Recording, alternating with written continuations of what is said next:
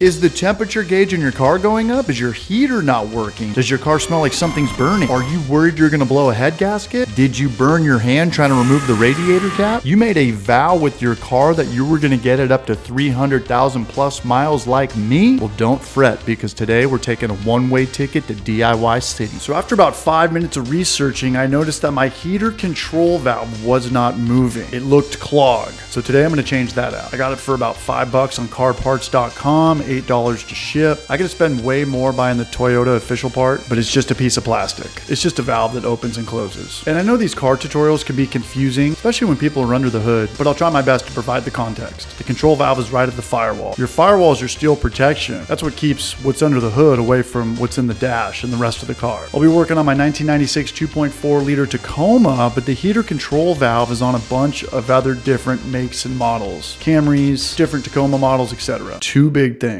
Make sure your engine always has clean oil in it, and make sure your engine has coolant, or it's going to get really expensive. You know, this is easy for me. I've got the truck. I don't need a jack. I don't need to get under it. I'm just going to use a zip tie here just to clear up some real estate and just make sure your car is not hot. You will get burned. I have been burned. I work on my car in the mornings before I start it just to play it safe. Now this part is a pump. There's a cotter pin here. I hate cotter pins. Why couldn't you just have been a hose clamp? If you're a patient person, then just snag some diagonal pliers, and I'll leave Amazon links in the description of all the stuff that I'm using. Just grab a hold of the pin with some pliers and then hit it with a hammer. Or if you're an impatient person like me, just cut it off with a grinder. Other than that, this took 5 minutes to fix. Thank God the hose on the other side doesn't have a cotter pin in it. Socket wrench, 10mm will do the trick. Do not lose this. Detach this line from the back. It looks like a bicycle brake line. And here it is, but we need this metal part. 2 screws to undo the bottom, screw back on, and boom, new heater control valve. Hose clamp for the win. Here's where the plot gets twisted. When I connected the line, I noticed that it was still stuck.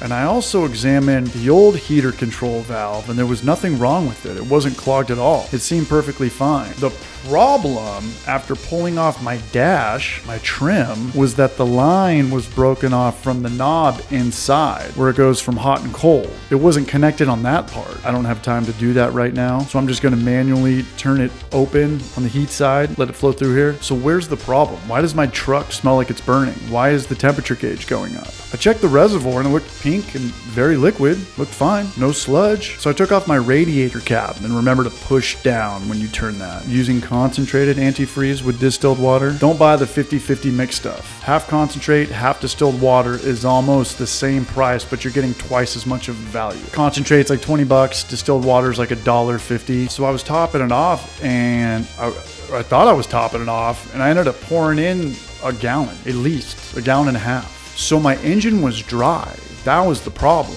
I guess I just had a small leak over the last 5 or 6 years. But why was it not pulling from the reservoir? So I found the problem. My hoses to my reservoir were filled with gunk. It was completely clogged. The radiator could not pull from the reservoir, so I cleared the hoses with pipe cleaners, small drill bits until I could run water through them, I could blow through them, and now we're good to go. Do I feel like an idiot? Yes, but that's fine because I always feel like an idiot. But there is some silver lining. My car isn't overheating anymore, my heater works, my hoses to my coolant reservoir are good to go. I should have worked backwards. Start with the easier solutions first. I gotta find that small leak now, but I've been driving my car all week, squeezing on the pump. Fluid seems fine. On my next day off, I'll go in with a flathead and tighten some clamps. And if anybody has advice on anything, I'd appreciate it in the comment below. Sometimes you can learn more from the comment section than the video itself. And if you made it this far, you are appreciated. Cheers.